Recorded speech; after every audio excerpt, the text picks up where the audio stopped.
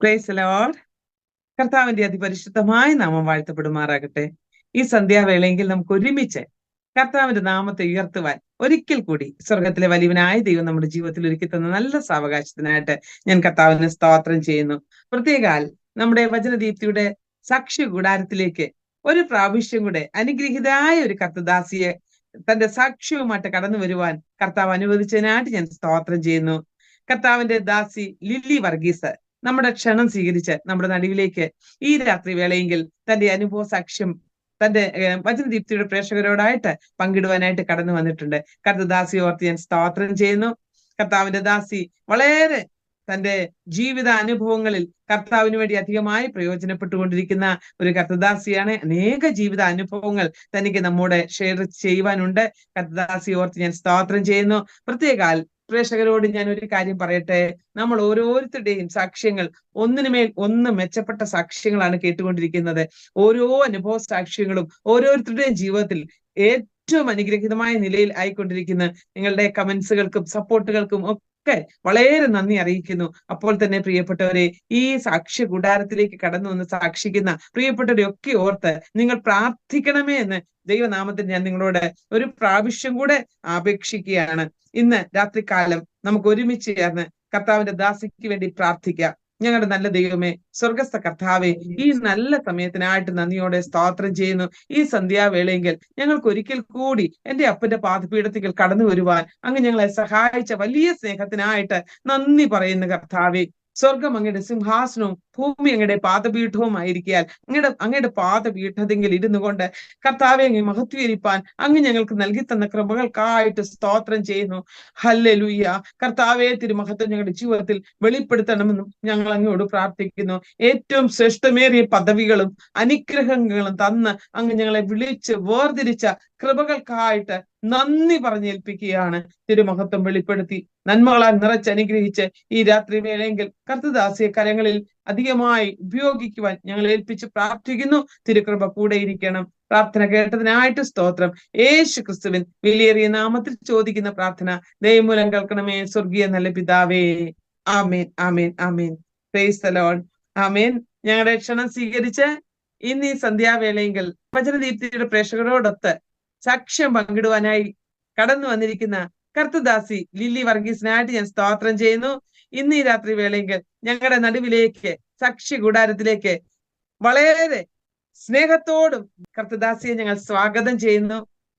കർത്താവിന്റെ ദാസി എവിടെ നിന്നാണ് ജോയിൻ ചെയ്തിരിക്കുന്നതെന്ന് നമ്മുടെ പ്രേക്ഷകരുടെ അറിവിലേക്കായിട്ട് ഒന്ന് പറയാമോ? ഞാന് ജാർഖണ്ഡില് ബൊക്കാറോ സ്റ്റീൽ സിറ്റി എന്ന സ്ഥലം, ജാർഖണ്ഡ് സ്റ്റേറ്റിലെ Bokaro steel city. Praise the Lord. മക്കള് വീട്ടിൽ ആരൊക്കെയുണ്ട്? ഞാൻ ഒറ്റയ്ക്കേ ഉള്ളൂ, പുള്ളിക്കാരനില്ല. 2 പെൺകുഞ്ഞുങ്ങളാണ്. ഒരാളെ കെട്ടിച്ചു വിട്ടു, അവള് ഛത്തീസ്ഗഡില് വേലയിലാണ്. അവര് ഇളയ മോള് ചെന്നൈയില്, അവള് പിന്നെ വിപ്രോ കമ്പനിയില് CS ആയിട്ട് ജോലി ചെയ്യുന്നു, കമ്പ്യൂട്ടർ എഞ്ചിനീയർ. കർത്താവിന്റെ ദാസിയെ കർത്താവ് അനുഗ്രഹിക്കട്ടെ. അനുഗ്രഹീതമായ 2 കുട്ടികളെ തന്നു. കർത്താവിന്റെ നാമത്തിന്റെ മഹത്വത്തിന് വേണ്ടി ഇപ്പോൾ ജോലി എന്തെങ്കിലും ചെയ്യുന്നുണ്ടോ? ഞാൻ ചെയ്യുന്നുണ്ട്. ഞാൻ സ്കൂളിൽ ഒരു ടീച്ചറായിട്ട് വർക്ക് ചെയ്യുന്നുണ്ട്. Praise the Lord. അധ്യാപികയാ. കർത്താവ് ധാരാളമായിട്ട് അനുഗ്രഹിക്കട്ടെ. പ്രിയ പ്രേക്ഷകരെ, കർത്തദാസിയുടെ സാക്ഷ്യങ്ങൾ നിങ്ങൾ സ്കിപ്പ് ചെയ്യാതെ തുടക്കം മുതൽ അവസാനം വരെയും കാണണമെന്ന് ദൈവനാമത്തിൽ ഞാൻ നിങ്ങളോട് വീണ്ടും വീണ്ടും അപേക്ഷിക്കുകയാണ്. കർത്തദാസിക്ക് തന്റെ ജീവിതാനുഭവങ്ങൾ സാക്ഷ്യമായിട്ട് നമ്മുടെ പ്രേക്ഷകരോട് പങ്കിടുവാൻ തുടരാം. കർത്താവിന്റെ ദാസി അതിനായിട്ട് ക്ഷണിച്ചു കൊള്ളുന്നു. ഇന്ന് ഈ വചനദീപ്തി ചാനലില് സാക്ഷി കൂടാരത്തിൽ എനിക്ക് ഒരു സാക്ഷിയായി നിൽക്കാൻ നിൽക്കണം. കർത്താവ് എന്നെ സഹായിച്ചു. ഈ വചനത്തിലൂടെ കേൾക്കുന്ന എല്ലാ പ്രിയപ്പെട്ടവരെയും ഈ സാക്ഷി മുഖാന്തരം ദൈവം അനുഗ്രഹിക്കട്ടെ എന്ന് ആത്മാർത്ഥമായി പ്രാർത്ഥിക്കുന്നു. ഞാൻ എന്റെ സാക്ഷ്യം തുടങ്ങുന്നതിന് മുമ്പ് ഒരു വചനം തിരുവചനത്തിൽ നിന്ന് വായിക്കുവാൻ ആഗ്രഹിക്കുന്നു. 34-ാം സങ്കീർത്തനം അതിന്റെ 10-ാം വാക്യം. ബാലസിംഹങ്ങളും ഇരകിട്ടാതെ വിശന്നിരിക്കും, യഹോവയെ അന്വേഷിക്കുന്നവർക്കോ ഒരു നന്മയ്ക്കും കുറവില്ല. ഈ വചനം ആണ് എന്റെ സാക്ഷ്യം. നമ്മൾ വായിച്ചത് ഒരു കോൺട്രാവേഴ്സ്യലായ സ്റ്റേറ്റ്മെന്റ് ആണ്. ബാലസിംഹങ്ങള് ഇരകിട്ടാതെ വിശന്നിരിക്കുക, അതൊരിക്കലും നടക്കുന്ന ഒരു കാര്യമല്ല. ബാലസിംഹങ്ങൾക്ക് ഭക്ഷണം കിട്ടാതിരിക്കുന്ന അവസ്ഥ വരുന്നില്ല. പക്ഷേ അങ്ങനെ ഉണ്ടായാൽ പോലും യഹോവയെ അന്വേഷിക്കുന്നവർക്ക് ഒരു നന്മയ്ക്കും കുറവില്ല. ഞാൻ പറഞ്ഞല്ലോ, ഇതാണ് എന്റെ സാക്ഷ്യം. ഒരു നന്മയ്ക്കും കുറവില്ലാതെ ചെറുപ്രായം മുതൽ ഇന്ന് വരെയും എന്റെ യഹോവ എന്നെ നടത്തി. അത് മാത്രമേ പറയുവാനുള്ളൂ. പിന്നെ ആ പ്രിയ ആന്റി എന്നെ ഇതിലേക്ക് ഇൻട്രൊഡ്യൂസ് ചെയ്ത കർത്താവിന്റെ ദാസി ആ ആന്റിയോടുള്ള നന്ദി സ്നേഹം അറിയിക്കുന്നു. അതുപോലെ ഈ ആന്റിക്ക് എന്നെ ഇൻട്രൊഡ്യൂസ് ചെയ്ത എന്റെ പ്രിയ സഹോദരി ഷൈനി വർഗീസിനെയും ഈ സമയം ഞാൻ നന്ദിയോടെ ഓർക്കുകയാണ്. എന്റെ പേര് ആന്റി പറഞ്ഞപ്പോൾ നിങ്ങൾ കേട്ടു കാണുമല്ലോ. എന്റെ പേര് ലില്ലി വർഗീസ് എന്നാണ്. ഞാൻ ഇവിടെ ജാർഖണ്ഡില് 36 വർഷമായിട്ട് ഞാൻ ഇവിടെ ഒരേ സ്കൂളിൽ ജോലി ചെയ്യുന്നു ടീച്ചറായിട്ട്. അതിനൊപ്പം തന്നെ കർത്താവ് തരുന്ന കൃപയ്ക്ക് അനുസരിച്ച് വന്ന അന്ന് മുതല് കർത്താവിന്റെ വേലയില് കർത്താവ് തരുന്ന കൃപകൾക്കൊത്തവണ്ണം ബൈബിൾ സ്റ്റഡീസും അതുപോലെ ചിൽഡ്രൻ മിനിസ്ട്രി, യൂത്ത് മിനിസ്ട്രി, അങ്ങനെ പല കാര്യങ്ങൾ ചെയ്യുവാൻ തക്കവണ്ണം കർത്താവ് സഹായിച്ചു. 2013 നവംബർ 5-ാം തീയതി എന്റെ പ്രിയപ്പെട്ടവൻ തന്റെ ഭവനത്തിലേക്ക് കടന്നുപോയി. അതിനുശേഷം പിന്നെ എനിക്ക് 2 പെൺകുഞ്ഞുങ്ങളാണ്. മൂത്ത മകള് വ്യൂല, അവള് ഡെന്റിസ്റ്റ് ആണ്, പല്ലിന്റെ ഡോക്ടറാണ്. അവള് ദൈവകൃപയാല് അവള് ക്ലിനിക്കിനോടൊപ്പം തന്നെ കർത്താവിന്റെ വേലയിലായിരിക്കുന്നു. അവർക്ക് ചർച്ച് മിനിസ്ട്രി ഒക്കെയാണ്. അവളുടെ പിതാവ് ഛത്തീസ്ഗഡില് അംബികാപൂർ എന്ന് പറയുന്ന സ്ഥലത്ത് കർത്താവിന്റെ വേലയിലാണ്. പുള്ളി ഒരു വിഷനോട് കൂടി തൃശ്ശൂരിന്റെ പ്രദേശത്ത് നിന്ന് അംബികാപൂരിലേക്ക് കടന്നു വരികയും ഛത്തീസ്ഗഡിലേക്ക് കടന്നു വന്നു. ഇപ്പോൾ ഒത്തിരി വർഷമായിട്ട് അംബികാപൂർ തന്നെയാണ്. അതിനു മുന്നേ ഛത്തീസ്ഗഡിന്റെ തന്നെ പല പ്രദേശത്തും താൻ കർത്താവിന് വേണ്ടി അധ്വാനിച്ചു, വളരെ കഷ്ടപ്പെട്ടു. അങ്ങനെ ഇപ്പോൾ അവിടെ ഏരിയ പാസ്റ്ററായിട്ട് വർക്ക് ചെയ്യുന്നു. ആ പ്രിയ ദേവദാസന്റെ മകൻ ഗായോസിനെ എന്റെ മകൾക്ക് വിവാഹം കഴിക്കുവാൻ തക്കവണ്ണം കർത്താവ് സഹായിച്ചു. എന്റെ രണ്ടാമത്തെ മകള് അവള് കമ്പ്യൂട്ടർ എഞ്ചിനീയറിംഗ് പഠിച്ച് വിപ്രോ എന്ന കമ്പനിയില് ചെന്നൈയില് വർക്ക് ചെയ്തുകൊണ്ടിരിക്കുന്നു. അതിന്റെ ഒപ്പം തന്നെ അവള് ഇപ്പോൾ MBA ചെയ്തുകൊണ്ടിരിക്കുന്നു. ഈ 2 കുഞ്ഞുങ്ങളെയും ഓർക്കണമേ എന്ന് ഓർക്കുന്നു. അതുപോലെ തന്നെ ഞാന് ഇന്ന് ആദ്യമായിട്ട് അമ്മയായ ദിവസമാണ് എന്ന് പറഞ്ഞാൽ എന്റെ മൂത്ത മോളുടെ ബർത്ത്ഡേയും കൂടെയാണ് ഇന്ന്. ഈ ദിവസത്തിൽ തന്നെ ഇങ്ങനെ ഒരു അവസരം ഒരുക്കി തന്ന കർത്താവിനെ നന്ദിയോടെ സ്തുതിക്കുന്നു. ഞാനിവിടെ ടീച്ചറായി വർക്ക് ചെയ്യുന്നതിനോടൊപ്പം തന്നെ എനിക്ക് ബൈബിൾ സ്റ്റഡീസ് ഉണ്ട് ഹിന്ദു കുഞ്ഞുങ്ങളുടെ ഇടയിൽ. ഞങ്ങളുടെ ഏതെങ്കിലും ഒരു വീട് ഞാൻ പിടിക്കും, അവിടെ അതിന് അപ്പുറത്തും ഇപ്പുറത്തൊക്കെയുള്ള ഹിന്ദു കുഞ്ഞുങ്ങളൊക്കെ കർത്താവിന്റെ കൃപയാല് അവരെ വചനം പഠിപ്പിക്കാൻ തക്കവണ്ണം കർത്താവ് സഹായിച്ചുകൊണ്ടിരിക്കുന്നു. അതുപോലെ സൺഡേ സ്കൂൾസ് ഉണ്ട്, ഔട്ട്റീച്ച് ആണ്. കൊറോണ സമയത്ത് ചില ബുദ്ധിമുട്ടൊക്കെ ഉണ്ടായി. അതിനെ തുടർന്ന് പിന്നെ എന്റെ കുഞ്ഞുങ്ങളും വെളിയിൽ പോയത് കൊണ്ട് കണ്ടിന്യൂസ് ആയിട്ട് ആ പ്രവർത്തനം ഇപ്പോൾ ബുദ്ധിമുട്ടായിട്ട് വന്നിരിക്കുകയാണ്. ഞാൻ ആരെങ്കിലും ഒക്കെ ഹെൽപ്പിന് വേണ്ടി കൊണ്ടാണ് പോകുന്നത്. ഈ ഔട്ട്റീച്ചിന്റെ ആ സെന്റർ എല്ലാ ദിവസവും മാസത്തിൽ ഒരു പ്രാവശ്യങ്ങളിലൊക്കെ ഞാൻ അവിടെ പോകുന്നുണ്ട്. കണ്ടിന്യൂസ് ആയിട്ട് നടക്കുന്നത് ഞങ്ങളുടെ ബൈബിൾ സ്റ്റഡീസ് ആണ്. 2 സ്ഥലത്ത് കൃപയാൽ അതുണ്ട്. പിന്നെ ചർച്ചില് കൃപയാൽ എനിക്ക് ഒത്തിരി റെസ്പോൺസിബിലിറ്റി ഉണ്ട്. ഞങ്ങളുടെ ചർച്ചില് 2 ബ്രാഞ്ചുള്ള ചർച്ചാണ്. പാസ്റ്റർ ഒരാഴ്ച ഇവിടെ ആണെങ്കിൽ അടുത്ത ആഴ്ച അവിടെ ആയിരിക്കും. അപ്പോൾ അവിടെ ആയിരിക്കുന്ന ആഴ്ചകള് ഞാനും ഒരു ബ്രദറും ഉണ്ട്. ഞങ്ങളാണ് ചർച്ചിന്റെ കാര്യങ്ങളൊക്കെ നോക്കേണ്ടത്. അറിയാമല്ലോ, ഹിന്ദിക്കാർക്ക് വചനമൊക്കെ പറഞ്ഞ് അവരെ ഉറപ്പിക്കേണ്ട വളരെ വലിയൊരു റെസ്പോൺസിബിലിറ്റി കർത്താവ് എനിക്ക് തന്നിട്ടുണ്ട്. ഞാൻ ആദ്യമേ ഇത് പറഞ്ഞത് നിങ്ങളെല്ലാവരും പ്രാർത്ഥനാകരങ്ങളിൽ ഞങ്ങളെ ഓർക്കണമേ എന്ന് അപേക്ഷിക്കുകയാണ്. ഞാൻ എന്റെ ചെറു പ്രായം മുതലേ ഒരു ദൈവിക ആലോചന പ്രകാരം 7 പഠിക്കുമ്പോഴേ ഒരു ദൈവദാസനാല് ആലോചന കേട്ടവളാണ്. നിന്റെ ജീവിതം മറ്റുള്ള സഹോദരങ്ങളിൽ നിന്ന് ഒരു വ്യത്യസ്തമായിരിക്കുമെന്നും നിന്നോട് കൂടെ ഞാനുണ്ടെന്ന് എന്നെ അവിടുന്ന് ഉറപ്പിച്ചാണ്. അന്ന് വളരെ ചെറുപ്പത്തിലേ ഉള്ളപ്പോൾ തന്നെ കർത്താവ് എന്നെ വചനത്തിലൂടെ ഉറപ്പിക്കുന്നതിനിടയായി തീർന്നു. അതുകൊണ്ടായിരിക്കണം പിന്നീട് എന്റെ ജീവിതത്തിൽ പല കഷ്ടങ്ങളും പ്രയാസങ്ങളൊക്കെ വന്നു. ഞാന് ഇതൊക്കെ എങ്ങനെ സഹിക്കും എന്ന് ഓർത്ത സാഹചര്യങ്ങളിലൊക്കെ കർത്താവ് എന്നോട് കൂടെ ഇരുന്നു, എന്നെ വഴി നടത്തി. ഒരു പാസ്റ്റർ മകളാണ് ഞാൻ. നീണ്ട 60 വർഷം കർത്താവിന്റെ വേലയിൽ അധ്വാനിച്ച ഒരു ദൈവദാസനാണ്. തൃശ്ശൂരിന്റെ പ്രദേശത്ത് എല്ലാവരും അറിയും. ഈശായി അപ്പച്ചൻ എന്ന് ചിലർ വിളിക്കും, ഈശായി ഉദേശി, പാസ്റ്റർ ഈശായി എന്നൊക്കെ പറയുന്ന ആ ദൈവദാസന്റെ മകളാണ് ഞാൻ.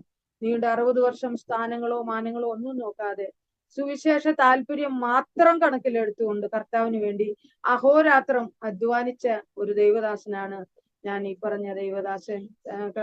സുവിശേഷത്തിന് വേണ്ടി ഒത്തിരി കഷ്ടങ്ങള്, അതുപോലെ ഉപദ്രവങ്ങള് ഒക്കെ താൻ സഹിച്ചിട്ടുണ്ട്. പലരാല് നിന്ദിക്കപ്പെട്ട അവസ്ഥകളൊക്കെ എനിക്കറിയാം. എന്റെ പിതാവ്, ഞങ്ങള് 11 സഹോദരങ്ങളാണ്. ദൈവകൃപയാല് ഇന്ന് 2 സഹോദരങ്ങളും 2 സഹോദരിമാരും ഫുൾ ടൈം മിനിസ്ട്രിയിലാണ്. അതുപോലെ 5 കൊച്ചുമക്കളും ഫുൾ ടൈം മിനിസ്ട്രിയിലാണ്. എന്റെ പിതാവിന് ഒറ്റ ഒരു ആഗ്രഹമേ ഉണ്ടായിരുന്നുള്ളൂ. തന്റെ വേർഡ്സ് ഒക്കെ വേറെ രീതിയിലാണ് പറയുന്നത്.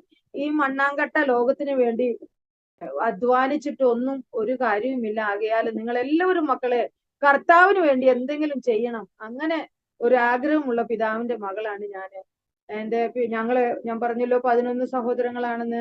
8 മക്കളുള്ള വിളി എന്റെ പിതാവിന്. താന് ജോലിയോടുള്ള ബന്ധത്തിലായിരുന്നു കർത്താവിന്റെ വേല ചെയ്തുകൊണ്ടിരുന്നത്. എന്നാല് നീ പൂർണ്ണമായിട്ട് എന്റെ വേലയ്ക്ക് വേണ്ടി ഇറങ്ങണമെന്ന് കർത്താവിന്റെ വിളി അനുസരിച്ച് താൻ ഒന്നും നോക്കാതെ ദൈവത്തിന് വേണ്ടി ഇറങ്ങി.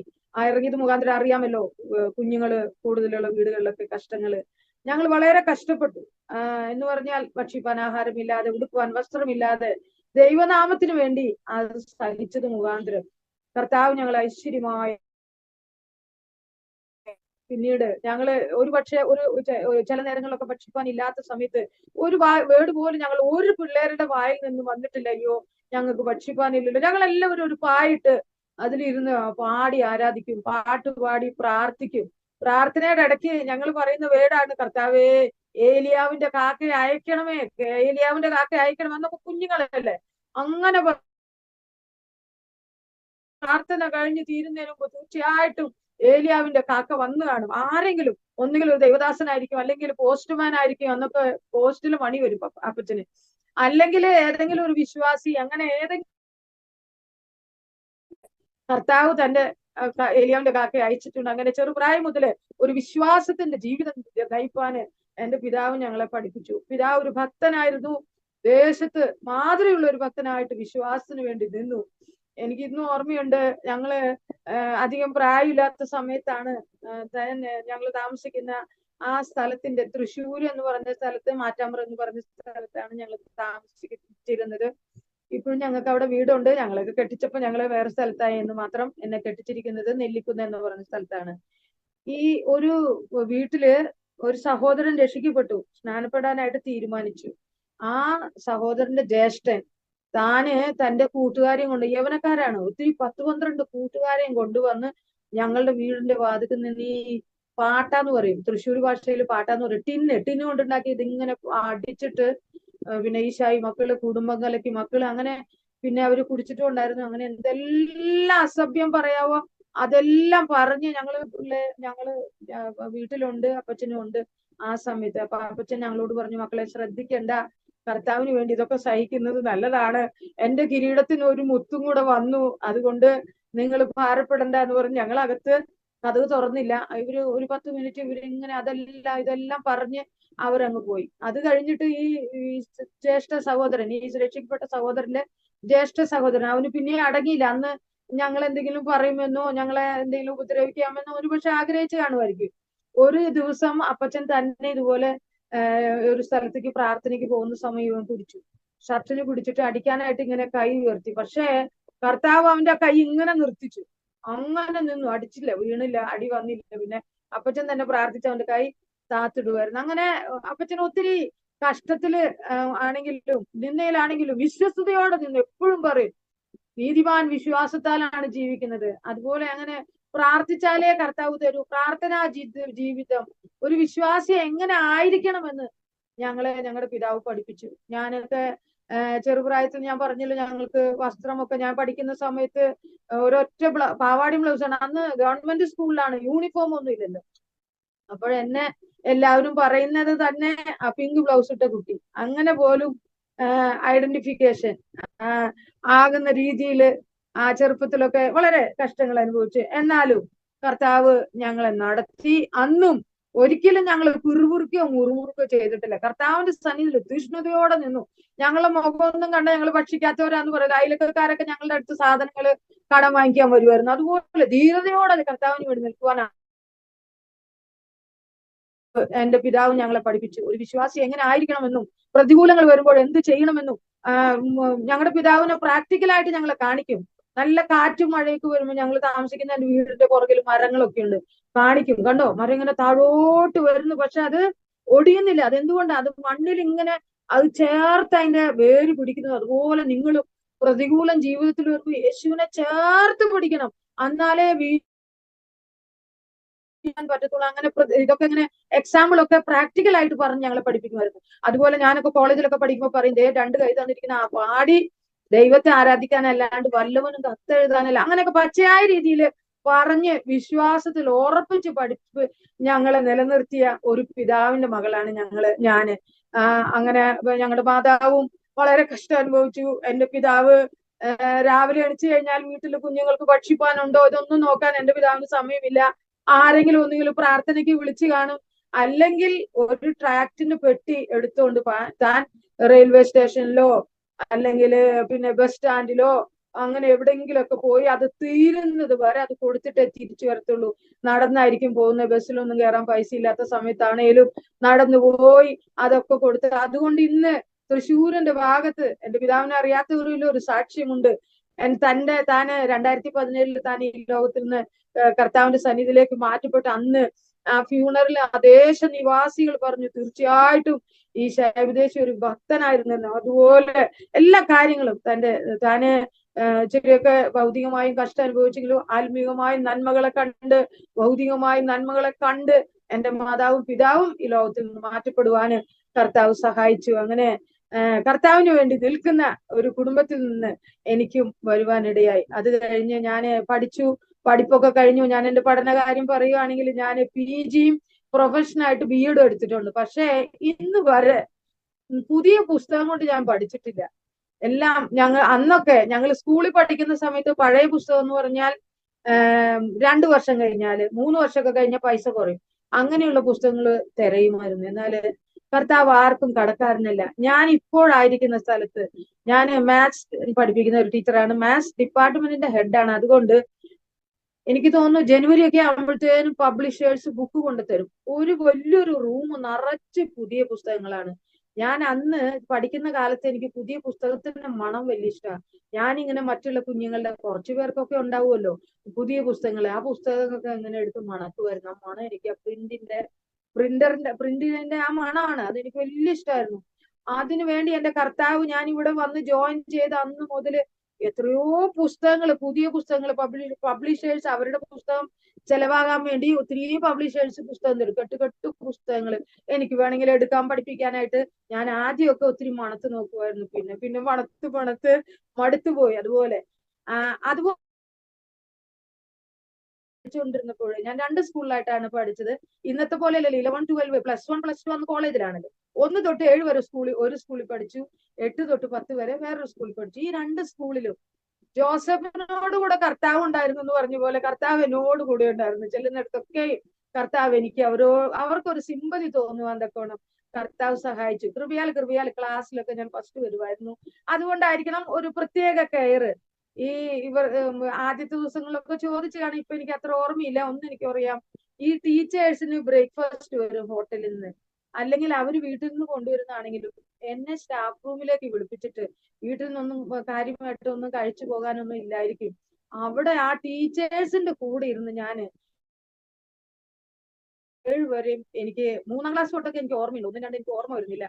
ഞാൻ ഈ ടീച്ചർമാരുടെ കൂടെ ഇരുന്ന് ബ്രേക്ക്ഫാസ്റ്റ് കഴിക്കും. നല്ല നല്ല അന്നത്തെ കടയിലെ പലഹാരങ്ങളൊക്കെ കർത്താവ് എനിക്ക് വേണ്ടി ഒരുക്കുമായിരുന്നു. ഞാൻ ഓർക്കുവാണ് ഇത്രയും എന്നോട് കരുണ തോന്നുവാന് ഞാൻ ഒന്നുമില്ല, പ്രശംസിപ്പാനോ പുകഴുവാനോ ഒന്നുമില്ല.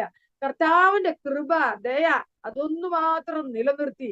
അത് കഴിഞ്ഞ് 8 തൊട്ട് പഠിച്ച 10 വരെ പഠിച്ച സ്കൂളിലാണെങ്കിൽ ഒരു പെന്തക്കോസ് ടീച്ചർ ഉണ്ടായിരുന്നു. ആ ടീച്ചർ സ്കൂൾ കോമ്പൗണ്ടിൽ തന്നെയാണ് ജീവിക്കുന്നത്, ഇങ്ങനെ താമസിക്കുന്നത്. ആ ക്വാർട്ടറിലേക്ക് പോകുമ്പോ എന്നെയും വിളിച്ചോണ്ട് പോകുമായിരുന്നു.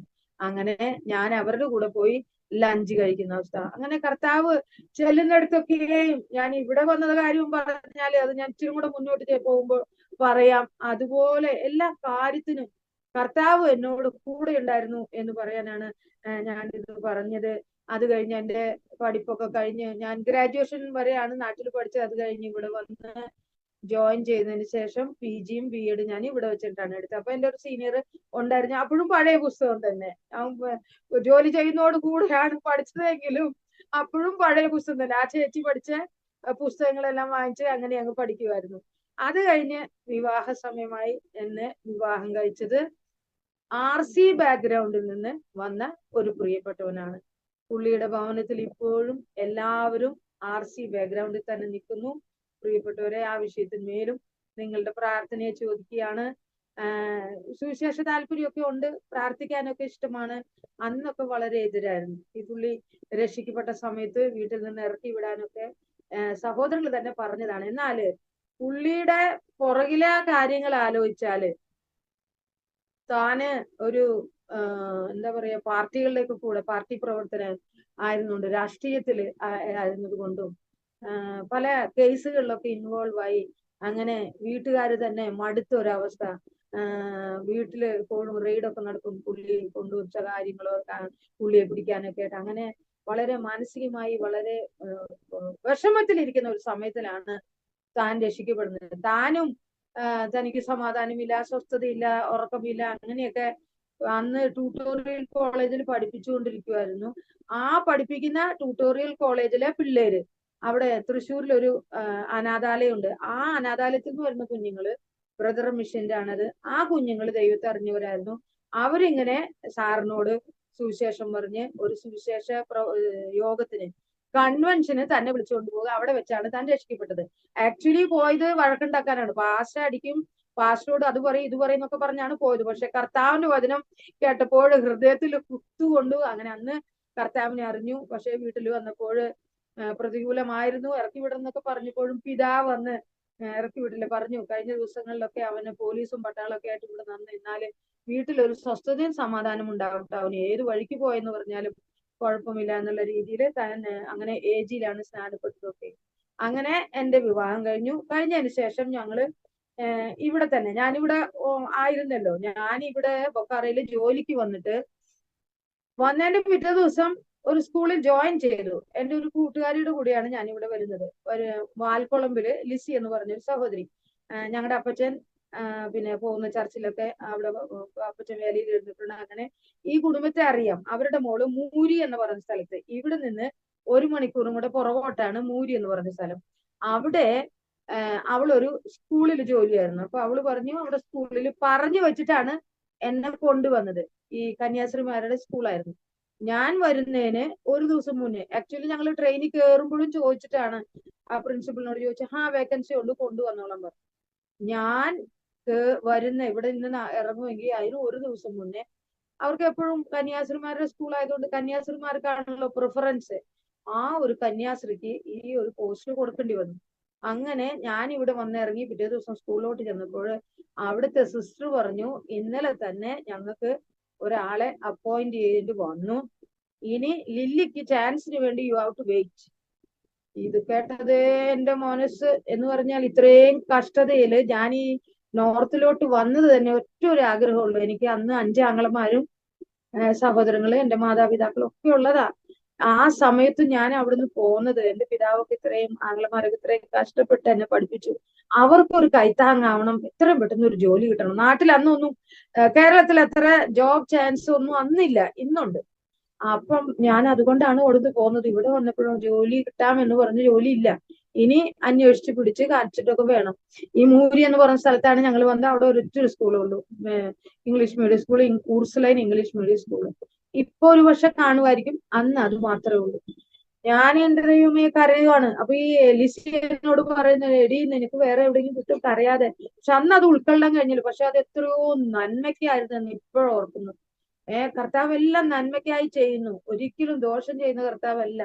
ആ മൂരിയിലുള്ളേക്കാളും എല്ലാത്തിനും ഓപ്പർച്യൂണിറ്റി ഉള്ള ഈ സ്ഥലത്ത് കർത്താവ് എന്നെ കൊണ്ടുവന്നു. അങ്ങനെ ഞാന് ഇവിടെ അന്ന് വന്നു. പിറ്റേ ദിവസം തന്നെ ഒരു ടീച്ചറുടെ കൂടെ ജോയിൻ ചെയ്യാനായിട്ട് പോയി. ഈ ജോയിൻ ചെയ്യാൻ പോയ കഥ പറഞ്ഞാൽ അതും ഈ പറഞ്ഞ പോലെയാണ്. എസ്തേറിനെ രാജസ്ഥാനത്ത് നിന്നും ആക്കുന്നതിന് വേണ്ടി, എസ്തേറിനെ രാജസ്ഥാനത്ത് റാണി ആക്കുന്നതിന് വേണ്ടി ഒരു വസ്തിയെ കർത്താവ് മാറ്റി. വലിയ വസ്തി റാണിയെ നമ്മൾ ചിന്തിച്ചു കഴിഞ്ഞാൽ വലിയ കുറ്റം കുറവും ചെയ്തിട്ടൊന്നുമല്ല. എന്നാല് എസ്തേറിന് ഒരു ചാൻസ് വേണമായിരുന്നു. അതായിരുന്നു അവിടുത്തെ മെയിൻ അജണ്ട. അതുപോലെ ഞാൻ ചെല്ലുന്നതിന് ഒരു 2-3 മണിക്കൂർ മുന്നേ അവിടെ മാത്സ് പഠിപ്പിച്ചുകൊണ്ടിരുന്ന ഒരു ടീച്ചർ റിസൈൻ ചെയ്തു. ഒരു കാരണവുമില്ല. പ്രിൻസിപ്പൾ ആയിട്ട് എന്തോ ഒരു വാക്ക് തർക്കം കഴിഞ്ഞ് ഒത്തിരി അതിനോട് റിക്വസ്റ്റ് ചെയ്യുന്നുണ്ട് സാറിനോട്. പ്രിൻസിപ്പൾ പോലും പറഞ്ഞു ലീവ്, എന്തൊക്കെ സംഭവിച്ചത്, ലീവ്, നീ വന്ന് ജോയിൻ ചെയ്യാൻ പറയുന്നുണ്ട്. ഈ പുള്ളി ചെയ്തില്ല. പുള്ളി ചെയ്താൽ പിന്നെ എനിക്ക് ചാൻസ് ഇല്ലല്ലോ. കർത്താവിനറിയാം എനിക്ക് ഇവൾക്ക് ഒരു ചാൻസ് കൊടുക്കണം. അപ്പൊ ആ പുള്ളി വേറെ സ്കൂളിൽ പിറ്റേ ദിവസം തൊട്ട് പോവുകയും ചെയ്തു. അങ്ങനെ ഞാൻ അവിടെ ചെല്ലുകയും അപ്പോഴാണ് ഇതൊക്കെ നടക്കുന്ന സമയത്താണ് ഞാൻ ചെല്ലുന്നത്. ആക്ച്വലി ഞാൻ ബികോം ആണ് പഠിച്ചിട്ട് വന്നത്. ടൈപ്പ് റൈറ്റിംഗ്, ഷോർട്ട് ഹാൻഡ് ഒക്കെ പഠിച്ചിട്ടുണ്ട്. ഓഫീസിലെ ജോലിക്കാണ് ഞാൻ ആഗ്രഹിച്ചത്, ഓഫീസിലെ ജോലി ചെയ്യാനായിട്ട്. പക്ഷെ ഞങ്ങളുടെ അന്നത്തെ പ്രിൻസിപ്പൾ എന്നോട് പറഞ്ഞു, ബികോം പഠിച്ചതല്ലേ, മാത്സ് പഠിപ്പിക്കാം. അപ്പൊ എനിക്കറിയത്തില്ല, എനിക്ക് എന്താ പഠിപ്പിക്കാൻ പറ്റുക പോലും എനിക്കറിയത്തില്ല. പക്ഷെ ആ മേഡം അങ്ങ് പറഞ്ഞു മാത്സ് പഠിപ്പിക്കുക. അങ്ങനെ അന്ന് മുതൽ കൃപയാൽ ഇന്ന് വരെ ഞാൻ ഒരു മാത്സ് ടീച്ചറായിട്ട് ആ സ്കൂളിൽ തന്നെ തുടരുന്നു. അതുപോലെ അവിടെ അന്ന് അക്കോമഡേഷൻ ഇല്ല. ഇന്ന് കൃപയാൽ ഞാൻ ഇത് സ്കൂളിന്റെ ക്വാർട്ടറാണ്, സ്കൂളിന് അക്കോമഡേഷൻ ഉണ്ട്. അന്നില്ല. അവര് പറഞ്ഞു ജോലിയൊക്കെ തരാം, പക്ഷെ അക്കോമഡേഷൻ ഇവിടെ ഒന്നുമില്ല. അങ്ങനെ ഞാൻ അന്ന് ഇത് കഴിഞ്ഞ് അവളോട് കൂടെ തന്നെ ചർച്ചകോടിന്റെ ആരാധന പോയി. പിറ്റേ ദിവസം അങ്ങനെ അവിടെ ചെന്ന് ഞാൻ സാക്ഷ്യം പറഞ്ഞു, ഞാനൊരു കർത്താവിന്റെ മുന്തിരിത്തോട്ടത്തിൽ അധ്വാനിക്കുന്ന ഒരു വേലക്കാരന്റെ മകളാണ്, എനിക്ക് ജോലി കിട്ടിയിട്ടുണ്ട്, എനിക്ക് താമസിക്കാൻ സ്ഥലമില്ല. ഇത് കേട്ടതേ അവിടുത്തെ ചർച്ചിലെല്ലാ അങ്കിളുമാരും ആന്റിമാരും ഒന്നുകൊണ്ട് വിഷമിക്കണം, ഞങ്ങളുടെ വീട്ടിൽ താമസിക്കാം. അങ്ങനെ അവര് തന്നെ ഡിസൈഡ് ചെയ്ത് ഒരു വീട്ടില് എന്നെ ആക്കി. ഒരു PT വർഗീസ് എന്ന് പറയും അങ്കിൾ, ഇപ്പോ നിത്യതയിൽ വിശ്രമിക്കുന്നു. ആ അങ്കിളുടെ വീട്ടിൽ ഞാൻ 3 മാസം അവിടെ നിന്നുള്ളൂ. അത് കഴിഞ്ഞ് പിന്നെ അതിനേക്കാളും സൗകര്യമുള്ള ഒരു വീട്ടിലേക്ക് ഞാൻ മാറുകയായിരുന്നു. ആ വീട്ടില് ഒരു അങ്കിള്, ആന്റി, 2 പെൺകുഞ്ഞുങ്ങള്, കൊച്ചു കുഞ്ഞുങ്ങളായിരുന്നു. അങ്ങനെ അവരെ പഠിപ്പിച്ചും അവരോടുകൂടെ ഞാൻ അവിടെ ആന്റിയുടെ കൂടെ നിന്നു. ആ ആന്റി കൃപയാല് എന്റെ മാതാവിനേക്കാളും എന്നെ സ്നേഹിച്ച ഒരു ആന്റി. ശരിക്കും പറഞ്ഞാൽ എന്റെ വിവാഹ സമയത്തൊക്കെ കൈയൊക്കെ പിടിച്ച് ചെറുക്കന്റെ കയ്യിൽ കൊടുക്കുന്നതൊക്കെ, ഈ അമ്മയുടെ കയ്യിൽ കൊടുക്കുന്നതൊക്കെ സ്വന്തം അമ്മമാരില്ലേ, എന്റെ കാര്യങ്ങൾ ചെയ്തതും എല്ലാം ഈ ആന്റിയായിരുന്നു. ആ ആന്റി ഇന്ന് സ്വർഗത്തിലാണ്. ആന്റി ഇന്ന് ഇവിടെ ഭൂമിയിലില്ല. അങ്കിളൊക്കെ പിന്നെ നിലമ്പൂർ എന്ന് പറയുന്ന സ്ഥലത്ത് കരുളായില് അങ്കിളും കുടുംബമായിട്ട് അവർ താമസിക്കുന്നു. 2 പെൺകുഞ്ഞുങ്ങള്.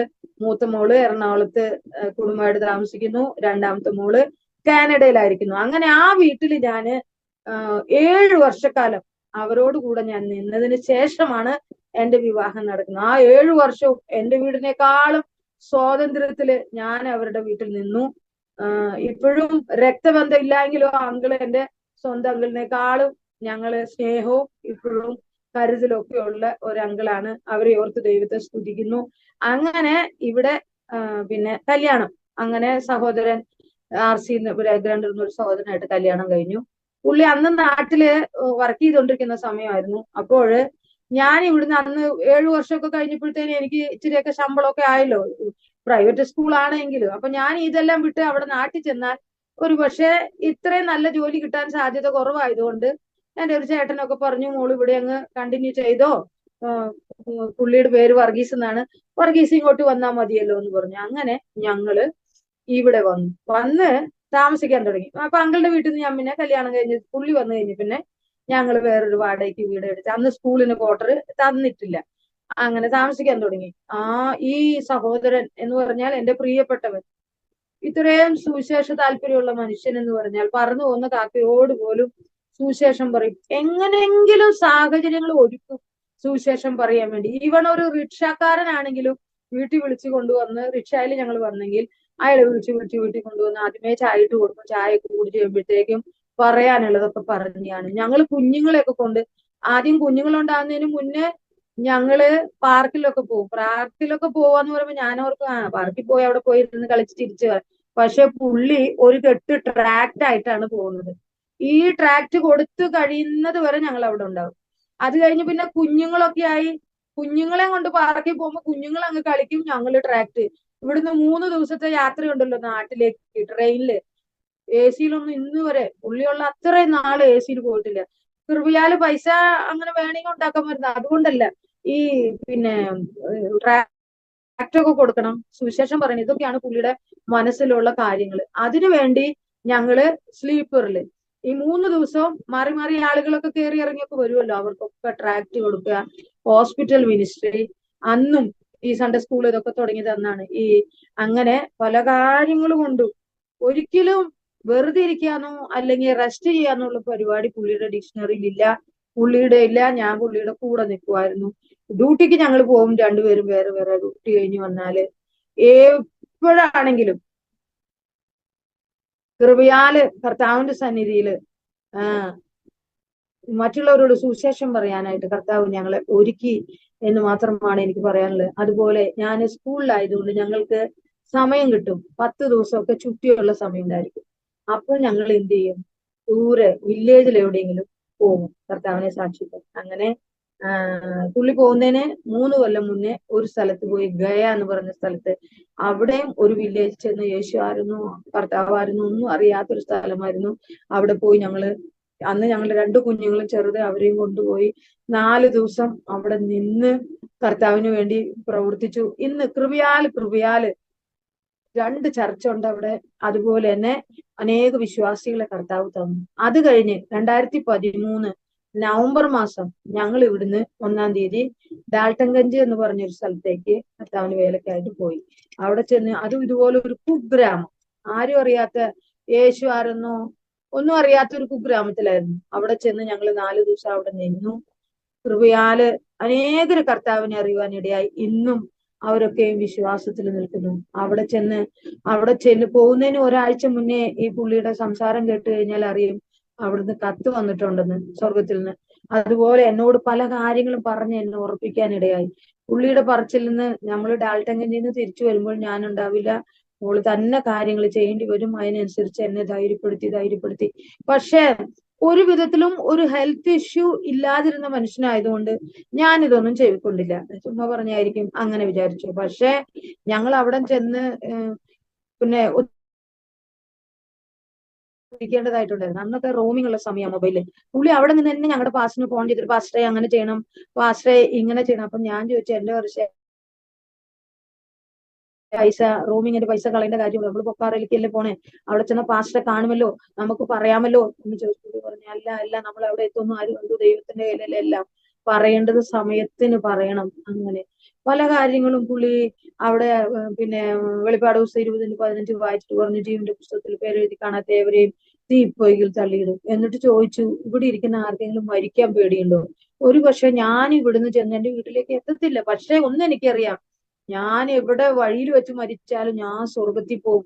അങ്ങനെ ഒരു അവസ്ഥയിൽ നിങ്ങളായിരിക്കണം. അങ്ങനെ പുള്ളിയുടെ എല്ലാ പറച്ചിലും, ഈവൺ എന്നോട് പുള്ളിയുടെ ഫ്യൂണറിൽ എന്ത് സാക്ഷ്യം പറയണമെന്ന് പോലും എന്നോട് പറഞ്ഞു. ഞാന് വളരെ ബലഹീനയാണ്. പിന്നെ പുള്ളിയില്ലാതെ ഒരു കടയിൽ പോകാൻ പോലും എനിക്ക് അറിയാത്ത ഒരു അവസ്ഥയിലായിരുന്നു അന്നൊക്കെ. അപ്പൊ ഞാൻ ഈവൻ ടിവിയിലൊക്കെ ആരുടെങ്കിലും ഫ്യൂണറിൽ കണ്ട് എന്നെ വിളിക്കും കരയാൻ.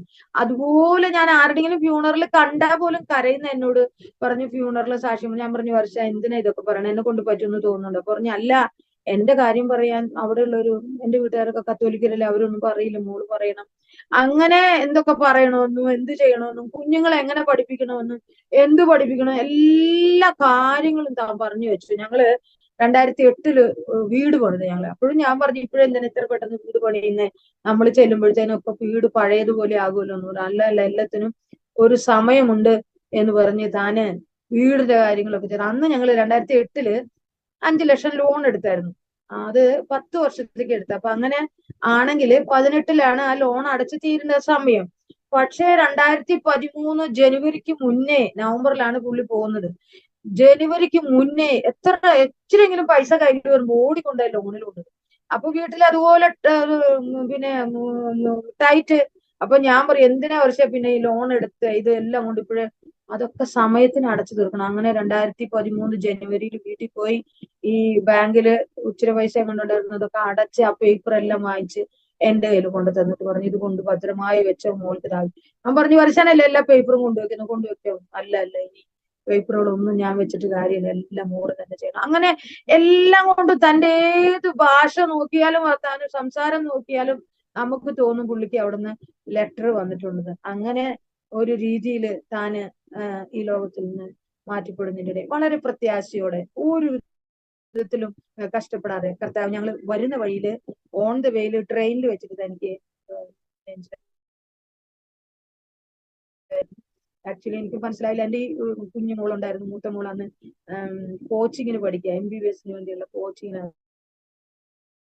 പഠിക്കുന്ന സമയമായിരുന്നു. എന്നാല് ഞാനും എൻ്റെ ഇളയ മോളും ഞങ്ങൾ ചർച്ചിൽ നിന്ന് കുറച്ച് പേരുണ്ടായിരുന്നു. ഞങ്ങൾക്കും അത്രയും പിടി കിട്ടിയില്ല, അല്ലെങ്കിൽ ട്രെയിനിൽ നിന്ന് തന്നെ ഹോസ്പിറ്റലിൽ കൊണ്ടുപോകുമായിരുന്നു. പക്ഷെ മാനസികമായി ഞാൻ ചിന്തിക്കുന്നു, കർത്താവിന്റെ സമയം വരാതെ മാറ്റപ്പെടില്ല. അതെനിക്കറിയാം. കർത്താവ് തനിക്ക് കൊടുത്ത എല്ലാ കാര്യങ്ങളും താൻ ചെയ്തു. ഒരു ദിവസം കൂടെ ഉണ്ടായിരുന്നെങ്കിൽ, അല്ലെങ്കിൽ ഒരു മാസം കൂടെ ഉണ്ടായിരുന്നെങ്കിൽ ഇത് ചെയ്യാമായിരുന്നു, അത് ചെയ്യാമായിരുന്നു, അങ്ങനെ പറയാൻ ഒന്നുമില്ലാത്ത വിധത്തിൽ താൻ ഓടി ഓടി നടന്ന് കർത്താവിന് വേണ്ടി എല്ലാം ചെയ്തു. അതുപോലെ തന്നെ താനങ്ങ് പോയി. ഞാൻ എൻ്റെ ബലഹീനതയില് കർത്താവിനോട് ചോദിച്ചു. എല്ലാ സൺഡേ സ്കൂളിന്റെ പ്രദേശങ്ങളും ബൈബിൾ ക്ലാസിന്റെ വേലയൊക്കെ ഇങ്ങനെ ചൂണ്ടി ചൂണ്ടി കാണിച്ചിട്ട് ഞാൻ ചോദിച്ചതാണ് ശരിക്കും, കർത്താവ് എന്ത് പണിയായി ചെയ്ത്, ഇനി ഇതൊക്കെ എങ്ങനെ ചെയ്യും, ആര് ചെയ്യും, ഞാൻ തന്നെ എന്ത് ചെയ്യും, എനിക്കാണെങ്കിൽ 2 പെൺകുഞ്ഞുങ്ങള്, ആണെന്ന് പറഞ്ഞൊരു മനുഷ്യൻ ഇനി നമ്മുടെ വീട്ടിലില്ലല്ലോ, ഞങ്ങൾ എങ്ങനെ ജീവിക്കും, അതൊക്കെ ഞാൻ ചോദിച്ചാണ്. എന്നാല് കർത്താവിനെ ധൈര്യപ്പെടുത്തി ബലം തന്നു. എന്നെ ശക്തനാക്കുന്നവൻ മുഖാന്തരം ഞാൻ സകലത്തിനും മതിയാകുന്നു, അങ്ങനെയൊക്കെയുള്ള വാക്യങ്ങൾ തന്നിട്ട് എന്നെ ബലപ്പെടുത്തി. അതുപോലെ ഞങ്ങള് പുള്ളിയുടെ ബോഡി നാട്ടിലേക്ക് കൊണ്ടുപോയി അവിടെ ഫ്യൂണറൽ, പിന്നെ അതുവരെയൊക്കെ എനിക്ക് അറിയില്ല, എന്തൊക്കെയോ ധൈര്യം തന്നു. ഞാൻ സാക്ഷിയൊക്കെ പറഞ്ഞു. ഫ്യൂണറിന്റെ സമയം വരെ അങ്ങനെ തളരാതെ നിന്നു. പ്രത്യേകിച്ച് എന്റെ രക്ഷിക്കപ്പെടാത്ത പ്രിയപ്പെട്ടവരുടെ മുമ്പിൽ കർത്താവ് എന്നെ ബലപ്പെടുത്തി ധൈര്യം തന്നു. അത് ശേഷമായിട്ട് പിന്നെ ശ്മശാനത്തിൽ നിന്ന് ഇങ്ങോട്ട് വന്നു കഴിഞ്ഞപ്പോൾ എനിക്ക് എന്തൊക്കെയോ ഒരു അക്കപക്കായ പോലെ പെട്ടെന്ന് ഞാൻ നോക്കി, പുള്ളിയുടെ ബൈബിള് തന്നെ ഞാൻ അങ്ങ് എടുത്തു. അതിനകത്ത് ഇവിടുന്ന് പോകുമ്പോഴേ ഇച്ചിരിയൊക്കെ നോട്ട് ചെയ്യുന്ന ഞാൻ കണ്ടായിരുന്നു. അപ്പൊ ഞാൻ ഓർത്ത് അവിടെ പ്രസംഗിക്കുന്നതായിരിക്കുന്നു. ഒരു കുറിപ്പ് എനിക്ക് കിട്ടി, ഒരു കളർ പേപ്പറിൽ എഴുതി വെച്ചിട്ടുണ്ട്. ഭക്തന്റെ മരണം യഹോവയ്ക്ക് വിലയേറിയത്, ഭക്തന്റെ മരണം ഉറക്കം പോലെയാകുന്നു. പിന്നെ അതുപോലെ 2 പാട്ട് എഴുതി വെച്ചിട്ടുണ്ട്. ഒന്ന് നീല ആസ്മാനാണ്, പ്രത്യാശയുടെ പാട്ട്. വേറൊരു പാട്ട് മസീബിന ജീന, അത് ഹിന്ദിയില്. ആ പാട്ടിന്റെ അർത്ഥം ഇതാണല്ലോ, പൗലോസ് പറഞ്ഞ പോലെ ജീവിക്കുന്നത് ക്രിസ്തു, മരിക്കുന്നത് ലാഭവും. ആ പാട്ടൊക്കെ അവിടെയും ഞങ്ങൾ ആ പാട്ട് പാടിയായിരുന്നു. അവസാനമായിട്ട് ഞാനും 10 വർഷാനും ഒന്നിച്ച് പാടിയ പാട്ടാണ് മസീബിന ജീന ബേക്കാർ ഹെ, ജീന മസി മർന ലാഭ് ഹെ. ജീവിക്കുന്നെങ്കിൽ ക്രിസ്തുവിന് വേണ്ടി, മരിക്കുകയാണെങ്കിൽ ലാഭം. ആ പാട്ടൊക്കെ പാടി ഞങ്ങൾ ഒത്തിരി സന്തോഷിച്ചു അവിടെ. അങ്ങനെയാണ് അവിടുന്ന് ഇങ്ങോട്ട് വരുന്നത്. അത് ആ ബൈബിളിൽ എടുത്ത് ഞാൻ ആ കുറിപ്പ് കണ്ട് അത് വെച്ചിരിക്കുന്നത് യെശയ്യാവിന്റെ പുസ്തകം 54 അധ്യായത്തില്. അറിയാമല്ലോ, ഞാൻ പറഞ്ഞല്ലോ, ഞങ്ങളുടെ പിതാവ് വളരെ സ്ട്രിക്റ്റ് ആണ്. രാവിലെ 4 മണിക്ക് പ്രാർത്ഥിക്കാൻ എണീക്കണം, അല്ലെങ്കിൽ നല്ലത് കിട്ടും, അടിയും മുഖത്തൊക്കെ കൊണ്ട് വെള്ളം ഒഴിക്കുക, അങ്ങനെയൊക്കെ ഞങ്ങളെ നന്നായിട്ട് ഭക്തിയോടെ വളർത്തിയ പിതാവ്. എല്ലാ വർഷവും ജനുവരി ടു ഡിസംബർ ആകുമ്പോഴത്തേനും ഒരു പ്രാവശ്യം ബൈബിള് മൊത്തം വായിച്ചിരിക്കണം. ഞാന് എന്റെ 40-45 വയസ്സുള്ളപ്പോഴാണ് എന്റെ പ്രിയപ്പെട്ടവൻ പോകുന്നത്. ആ വർഷത്തിനിടയ്ക്ക് ഞാൻ എത്രയോ പ്രാവശ്യം ബൈബിള് മൊത്തം വായിച്ചു കാണും. ഈ യെശയ്യാവിന്റെ 54 അധ്യായം ഞാൻ 15 പ്രാവശ്യങ്ങളും വായിച്ചു കാണും. പക്ഷെ അന്ന് ഞാൻ ഈ ശ്മശാനഘാട്ടിൽ നിന്ന് വന്ന ശേഷം, സെമിത്തേരിയിൽ നിന്ന് വന്നു കഴിഞ്ഞപ്പോ ഈ പുള്ളിയുടെ കുറിപ്പ് വെച്ചിരിക്കുന്നത് പുള്ളിയുടെ തന്നെ ബൈബിളിലെ യെശയ്യാവിന്റെ പുസ്തകം 54 അധ്യായം. ഞാൻ ഈ അധ്യായമൊക്കെ വായിച്ചപ്പോൾ ആർത്തിയോടെ വായിക്കും. എന്റെ കർത്താവ് എന്നോട് ഇടപെടുക, ഇനി മുതല് നിനക്ക് ഞാനേ ഉള്ളൂ, അല്ലെങ്കിൽ ഞാൻ നിനക്ക് എല്ലാം ചെയ്യും, പർവ്വതങ്ങൾ മാറിപ്പോയാലും കുന്നുകൾ അകന്നു പോയാലും നീ ഭയപ്പെടേണ്ട, ഞാൻ നിന്നോട് കൂടെയുണ്ട്.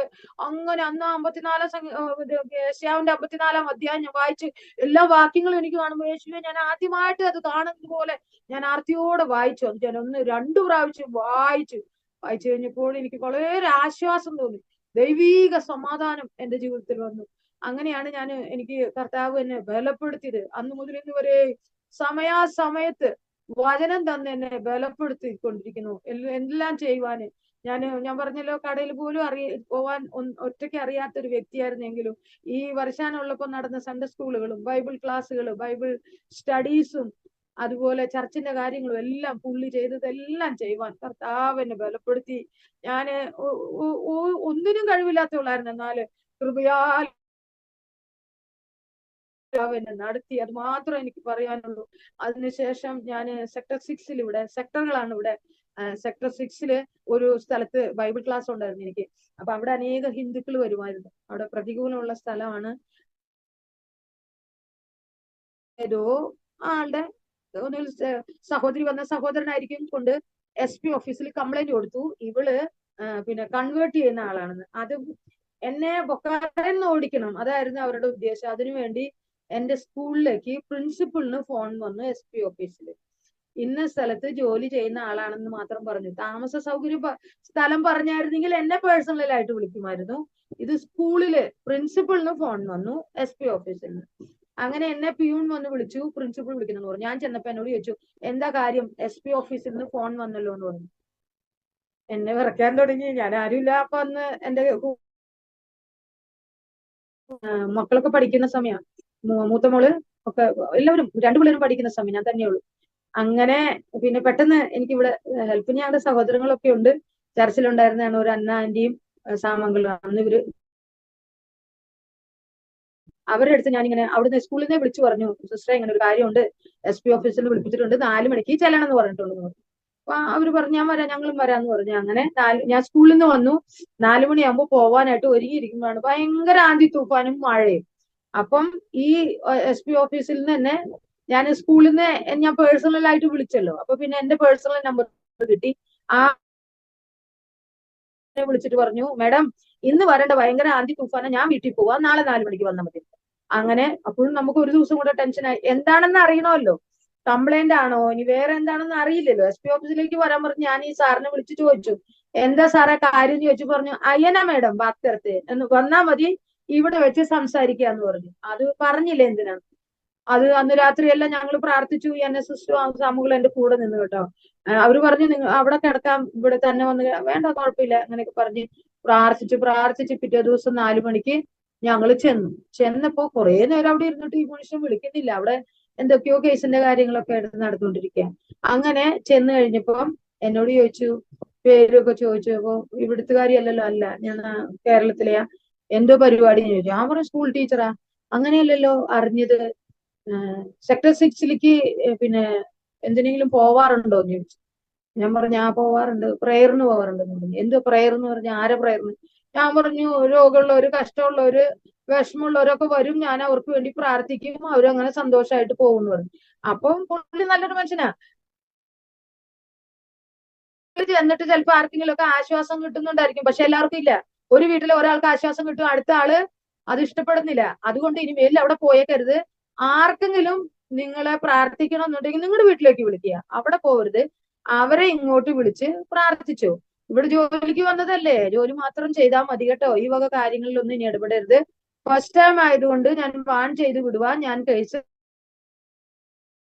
രജിസ്റ്റർ ആക്കുന്നില്ല എന്ന് പറഞ്ഞു. കർത്താവേ എന്റെ ദൈവമേ, ഒത്തിരി ദൈവത്തെ സ്തുതിച്ചു. രജിസ്റ്റർ ആക്കിയില്ല, കർത്താവ് രജിസ്റ്റർ അനുവദിച്ചില്ല. അങ്ങനെ അന്ന് മുതല് ഞാൻ അവിടെ ബൈബിൾ ക്ലാസ് പഠിച്ചുകൊണ്ടിരിക്കുന്ന ഒരു മോനുണ്ട് അവിടെ, മിടുക്കൻ സഞ്ജയ്. അവനോട് ഞാൻ പറഞ്ഞു, മോനെ അടുത്ത ആഴ്ച തൊട്ട് നീ ഇവിടെ ബൈബിൾ ക്ലാസ് എടുക്കണം. ആന്റിക്ക് വരാനൊക്കത്തില്ല, ആന്റിയുടെ എല്ലാ സപ്പോർട്ടും ഫോണിൽ കൂടെയൊക്കെ പറ്റത്തുള്ളൂ, പിന്നെ വല്ലപ്പോഴും നമുക്ക് ഇവിടെ വെക്കാം. പക്ഷെ എല്ലാവരും വരാനൊക്കത്തില്ല, അവരൊക്കെ അവിടെ അടുത്തടുത്ത് താമസിക്കുന്നവരായിരുന്നു. അങ്ങനെ ആ ബൈബിൾ സ്റ്റഡി അവൻ തുടങ്ങുമായിരുന്നു. അവനെ അങ്ങ് ഏൽപ്പിച്ചു. ഞാൻ അപ്പൊ വിചാരിച്ചു ഈ തേഴ്സ്ഡേ ആണ് ഞങ്ങളുടെ ബൈബിൾ സ്റ്റഡി, ഈ തേഴ്സ്ഡേ ഞാൻ എന്തിനു വെറുതെ ഇരിക്കണം. അപ്പൊ ഞാൻ വേറൊരു സെക്ടറിലേക്ക് പോയി. കൃപയാല് ആ സെക്ടർ 9 പറഞ്ഞ സ്ഥലത്ത് തുടങ്ങിയത് മുഖാന്തരം അനേകര് കർത്താവിനെ കാണുവാന്, അനേകര് ജലത്തിൽ ദൈവത്തെ സാക്ഷിപ്പാന് കർത്താവ് സഹായിച്ചു. ദൈവം വഴിയൊരുക്കി. അല്ലാതെ ഞാൻ എന്റെ ഒരു പുകഴ്ചയോ മാനമോ ഒന്നും പറയുന്നില്ല. ആകെ ഇങ്ങനെയൊക്കെയാണ് സഹായിച്ചു. ഇപ്പോഴും എന്റെ സൺഡേ സ്കൂളുകള്, ബൈബിൾ ക്ലാസ്സുകളൊക്കെ നടന്നുകൊണ്ടിരിക്കുന്നു. ചർച്ച് മിനിസ്ട്രി ഉണ്ട്. എല്ലാവരും കൃപയാല് ഇതിനെയൊക്കെ ഓർത്ത് പ്രാർത്ഥിക്കണം. ഡാൽട്ടൻഗഞ്ചില് അവരെ ഓർത്ത് പ്രാർത്ഥിക്കണം. എന്റെ മോളൊക്കെ വേല ചെയ്യുന്ന ഛത്തീസ്ഗഡില്, അറിയാമല്ലോ ഛത്തീസ്ഗഡിലെ പ്രോബ്ലംസ്. ഛത്തീസ്ഗഡിൽ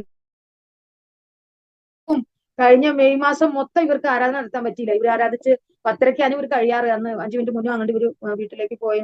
അന്ന് നിറച്ച് പോലീസുകാർ വന്ന് ആരാധന നടത്തിക്കൊണ്ടിരിക്കുന്ന സ്ഥലത്ത് അങ്ങനെ ഇവരെ കിട്ടിയില്ല. പക്ഷെ അവർ അവിടുന്ന് എഴുതി വാങ്ങിച്ചു ഇനി ഇവിടെ ഒന്നും ആരാധന നടത്തരുത്. അങ്ങനെ മെയ് മാസം മൊത്തം ഓൺലൈനായിരുന്നു. പിന്നെയും ജൂൺ മാസത്തിൽ കൃപയാൽ അവർ അവിടെ പോയി ആരാധന നടത്തുന്നു. ഇതുവരെയും കുഴപ്പമൊന്നും ഉണ്ടായിട്ടില്ല. ഈ ജൂൺ തൊട്ട് അവര് അവിടെ ആരാധന നടത്തുന്നു. അങ്ങനെ ചെറുപ്രായം മുതലേ ഒരു വിശ്വാസി എങ്ങനെ ആയിരിക്കണമെന്ന് ഞങ്ങളുടെ പിതാവ് ഞങ്ങളെ പഠിപ്പിച്ചു. എപ്പോഴും പറയും, നിങ്ങള് മനുഷ്യന്റെ മുമ്പിൽ കൈ നീട്ടണ്ടായെങ്കിൽ കർത്താവിന്റെ സന്നിധിയിൽ 3 നേരം നിങ്ങളുടെ ആവശ്യമായിട്ട് കൈ നീട്ടണം. അവിടെ ചെന്നില്ലെങ്കിൽ മനുഷ്യന്റെ മുമ്പിൽ കൈ നീട്ടേണ്ടി വരും. അതുപോലെ തന്നെ നിങ്ങള് മനുഷ്യന്റെ മുമ്പിൽ തല കുനിക്കണ്ട എന്നുണ്ടെങ്കിൽ കർത്താവിന്റെ സന്നിധിയിൽ മുട്ടുമടക്കി തല വണങ്ങി നിങ്ങൾ പ്രാർത്ഥിക്കണം. അങ്ങനെ പ്രതികൂലങ്ങളൊക്കെ വരുമ്പോ ഞാൻ പറഞ്ഞല്ലോ, വൃക്ഷമൊക്കെ കാണിച്ചു തരും. കണ്ടോ കണ്ടോ കണ്ടോ കണ്ടോ, അത് ഒടിഞ്ഞാതെ ഇങ്ങനെ വരുന്നു കണ്ടോ. അതുപോലെ പ്രതികൂലങ്ങളൊക്കെ വന്നപ്പോൾ കർത്താവിനെ ചേർത്ത് പിടിപ്പാന് കർത്താവ് സഹായിച്ചു. വിശ്വാസത്തിന് വേണ്ടി നിന്ന പിതാവ് ഞങ്ങളെ ആ ചെറുപ്രായത്തിലൊക്കെ പഠിപ്പിച്ച ആ വചനങ്ങളൊക്കെ ഉള്ളിലുണ്ടായിരുന്നതുകൊണ്ട് കർത്താവ് ശക്തി തന്നു, ബലം തന്നു. ഞാന് പുറകോട്ട് തിരിഞ്ഞു നോക്കുമ്പോൾ ഇതെങ്ങനെ സംഭവിച്ചു എന്ന് എനിക്ക് തോന്നുമാറ് എന്റെ കുഞ്ഞുങ്ങളുടെയൊക്കെ പഠനകാര്യം കൃപയാൽ ഇന്ന് വരെയും ഒരു ലോൺ എടുക്കുവാനും ഒന്നും അല്ലാതെ, അറിയാമല്ലോ, ഒരു പബ്ലിക് സ്കൂളിലെ ടീച്ചറാണ് ഞാൻ. ഒരു ടീച്ചറിന് എന്ത് കിട്ടുന്ന എല്ലാവർക്കും അറിയാം. അതുകൊണ്ട് തന്നെ എന്റെ കർത്താവ് അത്ഭുതകരമായി എന്നെ നടത്തി. കുഞ്ഞുങ്ങളുടെയൊക്കെ ഫീസ് കൊടുക്കാന് മോളെ BDS പഠിപ്പിച്ചു, ഇളയ മോളെ പിന്നെ എഞ്ചിനീയറിംഗ് പഠിപ്പിച്ചു, എല്ലാം കർത്താവ് നടത്തി. അല്ലാതെ എനിക്ക് പറയുവാൻ ഒന്നുമില്ല. എന്നെ കേൾക്കുന്ന പ്രിയപ്പെട്ടവരെ, കർത്താവിന് വേണ്ടി നിന്നാല്, കർത്താവിന്റെ സന്നിധിയിൽ ചേർന്ന് നിന്നാല് ദോഷമായിട്ടൊന്നും അല്ല. എന്നെ കാണുന്ന കർത്താവ്, നമ്മളെല്ലാവരെയും കാണുന്ന കർത്താവ്, ചോദിക്കുന്നതിനും നനയ്ക്കുന്നതിനും അത്യന്തം പരമായി വഴി നടത്തുന്ന ദൈവമാണ്. നമ്മൾ ആ രൂത്തിനെ നോക്കിക്കേ. രൂത്ത് കാല വെറുക്കാനായിട്ടാണ് ആ ബോവസിന്റെ വയലിൽ പോയത്. എന്നാൽ പിന്നീട് ആ വയലിന്റെ ഉടമയാക്കി കർത്താവ് അവളെ മാറ്റി. അതാണ് നമ്മുടെ കർത്താവ്. നമ്മൾ ചോദിക്കാതെ തന്നെ നമ്മുടെ ആവശ്യങ്ങള്, ആഗ്രഹങ്ങള് ഒക്കെ അറിഞ്ഞു തരുന്ന ദൈവം ഇന്നും ജീവിക്കുന്നു. ആ ദൈവത്തിന്റെ സന്നിധിയില് നമ്മള് ഹല്ലേലൂയ സന്തോഷത്തോടെ ഓരോ ദിവസം ആയിരുന്നാല് കർത്താവ് നമ്മളെ വഴി നടത്തും. അവൻ ഒരിക്കലും ഞാൻ നിങ്ങൾ അനാഥരായി വിടുകയില്ല എന്ന് പറഞ്ഞ കർത്താവ് അനാഥരായി വിടത്തില്ല. ഞാൻ നിന്റെ കാര്യങ്ങൾ നോക്കാമെന്ന് എന്റെ പിതാവ് 6 പെൺമക്കൾ ഉള്ളപ്പോഴാണ് വേലയ്ക്ക് ഇറങ്ങിയത്. അന്ന് എല്ലാവരും പറഞ്ഞു ഈശാവിദേശി കൈ നിർത്തിയിട്ട്, അന്നൊക്കെ നീളമുള്ള ഉടുപ്പയിടും, കൈ നിർത്തിയിട്ട് പുസ്തകം എടുത്തോണ്ട് പോയി ആര് പെൺമക്കൾക്ക് വേണ്ടി കരുതുമെന്നൊക്കെ പറഞ്ഞ് ആ സമയത്തൊന്നും എന്റെ പിതാവ് പതറിയില്ല. ഒരു കാര്യത്തിനും വിശ്വാസത്താൽ ജീവിക്കുന്ന ധൈര്യമാണ്. ഞങ്ങളുടെ പിതാവിന്റെ ധൈര്യമൊക്കെ കാണണം. ദൈവം നോക്കിക്കോളും അങ്ങനെ പറഞ്ഞ് വിശ്വാസത്താൽ ജീവിച്ച ഒരു പിതാവിന്റെ മകളായതുകൊണ്ടായിരിക്കാം എന്റെ പ്രിയപ്പെട്ടവൻ പെട്ടെന്ന് പോയപ്പോൾ വളരെ പ്രശ്നങ്ങളുടെ സമയത്ത്, പ്രയാസങ്ങളുടെ സമയത്ത്, നാളെ എന്ത് ചെയ്യും, എന്റെ കുഞ്ഞുങ്ങളെ ഞാൻ എങ്ങനെ വളർത്തും, അവരെ എങ്ങനെ പഠിപ്പിക്കും എന്നൊക്കെ ഓർത്ത സമയത്ത് കർത്താവിന് സമയത്തിന് ബലം തന്നു. വചനത്തിലൂടെ ഞാൻ ഈ വചനത്തെ പിന്നെ ഭക്ഷിച്ച് അങ്ങനെ ഞാൻ ശക്തി പ്രാപിക്കുകയായിരുന്നു. ഞാൻ പലപ്പോഴും യഹോശാഫാത്തിനോട് പോലെ പറയും, 2 ദിനവൃത്താന്തം 20 ഇതുപോലെ ഞാൻ പലപ്പോഴും പറയും, എനിക്ക് ഈ ജനത്തോട് നേരിടാൻ ശക്തിയില്ല, എന്ത് ചെയ്യണമെന്ന് അറിയാൻ ബുദ്ധിയില്ല. ശക്തിയും ബുദ്ധിയും ഒന്നും ഇല്ലാത്ത ഒരു ജീവിയാണ് ഞാൻ. കർത്താവേ, നീ എന്നെ ശക്തിപ്പെടുത്തണമേ, നീ എനിക്ക് ബുദ്ധി തരണമേ. അങ്ങനെ ഞാൻ പ്രാർത്ഥിച്ച അവസരങ്ങളൊക്കെ കർത്താവ് എനിക്ക് ശക്തിയും ബുദ്ധിയും ബലവും ഒക്കെ തന്ന് ഇന്നയോളം എന്നെ നടത്തി. ആ ദൈവത്തിന്റെ വലിയ കൃപയ്ക്കായിട്ട് സ്തുതിക്കുന്നു. ഇത്രത്തോളം കർത്താവ് ചെയ്ത ഉപകാരങ്ങളെ പറയുവാന് കർത്താവ് എന്നെ ബലപ്പെടുത്തിയല്ലോ. ദൈവനാമത്തിന് നന്ദിയോടെ സ്തുതിക്കുകയാണ്. തുടർന്ന് എന്നെയും എന്റെ കുഞ്ഞുങ്ങളെയും, എന്റെ ജോലി അതുപോലെ തന്നെ ബിസി ലൈഫാണ് എനിക്ക്. മറ്റുള്ളവർ പറഞ്ഞ പോലെ ചിന്തിച്ച് അങ്ങനെ അയ്യോ ഞാൻ ഒറ്റയ്ക്കാണല്ലോ, ഞാൻ ഇവിടെ ഒറ്റയ്ക്കാണ് താമസിക്കുന്നത്, പിള്ളേരൊക്കെ അവരവരുടെ സ്ഥലങ്ങളിലാണല്ലോ, ചിന്തിച്ച് അങ്ങനെ ഭാരപ്പെടുവാനൊന്നും എനിക്ക് സമയമില്ല. എങ്കിലും കർത്താവ് നടത്തുന്ന അവന്റെ കൃപയ്ക്കായിട്ട് സ്തുതിക്കുന്നു. ഈ നല്ല ദൈവത്തെ പിൻപറ്റുവാണ് കർത്താവ് എന്നെ സഹായിച്ചല്ലോ. തുടർന്നുള്ള ജീവിതയാത്രയിൽ എന്ത് വന്നാലും മുന്നോട്ട് വെച്ച കാല് പുറകോട്ട് വെക്കുവാൻ അനുവദിക്കാതെ ദൈവം എന്നെ നടത്തുവാന് എല്ലാ പ്രിയപ്പെട്ടവരുടെയും പ്രാർത്ഥന ചോദിച്ചുകൊണ്ട് ഇങ്ങനെ എനിക്ക് ഒരു അവസരം തന്ന പ്രിയാന്റിയോട് ഒരു പ്രാവശ്യം കൂടെ ദൈവനാമത്തിലുള്ള നന്ദി അറിയിച്ചുകൊണ്ട് ദൈവസന്നിധിയിലായി. Thank you sister. അനുഗ്രഹീതമായ സാക്ഷ്യത്തിനായിട്ട് സ്തോത്രം ചെയ്യുന്നു. ഇത്ര അനുഗ്രഹീതമേറിയ സാക്ഷ്യം ജീവിതത്തിൽ ഞാനിത് കേട്ടപ്പം ചിന്തിക്കുക, കർത്താവിന്റെ സ്നേഹത്തിന്റെ ഒരു പിതാവിൽ നിന്ന് ഇത്രമാത്രം ഒപ്പിയെടുത്ത വിശ്വാസവും, ഒരു പിതാവ് മക്കൾക്ക് മാതൃകയായി നിന്നുകൊണ്ട് പഠിപ്പിച്ച വിധങ്ങളും, ഇതൊക്കെ സത്യം പറഞ്ഞു കഴിഞ്ഞാൽ ഞാനിങ്ങനെ ചിന്തിക്കുകയായിരുന്നു, ദൈവമേ, പലതിലും പലർക്കും ഇങ്ങനെയുള്ളൊരു ഭാഗ്യം ലഭിക്കാതെ വരുമ്പോൾ ചെറുപ്പകാലങ്ങളിൽ പഠിച്ച കാര്യങ്ങൾ അതുകൊണ്ട് വേദപുസ്തകം ഇങ്ങനെ പറയുന്നു, സദൃശവാക്യക്കാരൻ പറയുന്നുണ്ട്, ബാലൻ നടക്കേണ്ടുന്ന വഴിയിൽ അവനെ അഭ്യസിപ്പിക്ക.